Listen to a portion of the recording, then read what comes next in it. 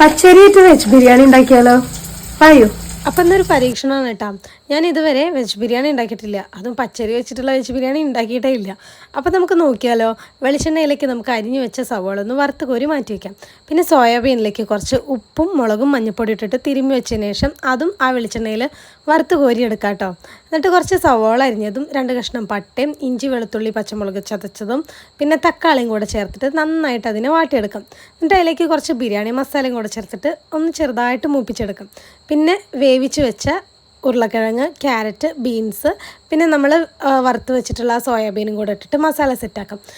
പിന്നെ നമ്മൾ വേറൊരു പാത്രം വെച്ചിട്ട് അതിൽ നെയ്യ് ഒഴിച്ചിട്ട് പട്ട, ഏലക്കായ, ബേ ലീവ്സ് ഇട്ടിട്ടൊന്ന് ചൂടാക്കി അതിലേക്ക് വെള്ളമൊഴിച്ച് കുറച്ച് നാരങ്ങ നീരും കുതിർത്ത് വെച്ച പച്ചരിയും കൂടെ ചേർത്തിട്ട് ഒന്ന് വേവിച്ച് വെച്ചു.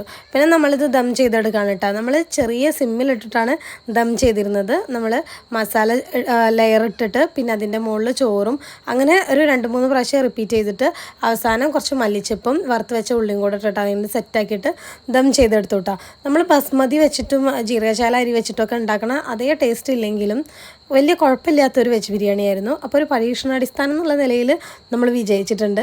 അപ്പോൾ കഴിച്ചു നോക്കിയപ്പോൾ എല്ലാവർക്കും വലിയ കുഴപ്പമില്ലാണ്ട് ഇഷ്ടമാവുകയും ചെയ്തു കേട്ടോ. അപ്പോൾ നിങ്ങളെല്ലാവരും പറ്റുമെങ്കിൽ ഒന്ന് ട്രൈ ചെയ്ത് നോക്കും. അത് വലിയ കുഴപ്പമൊന്നുമില്ല. അപ്പോൾ വീഡിയോ ഇഷ്ടമായ ലൈക്ക് ചെയ്യുക, ചാനലൊന്ന് സബ്സ്ക്രൈബ് ചെയ്യണേ.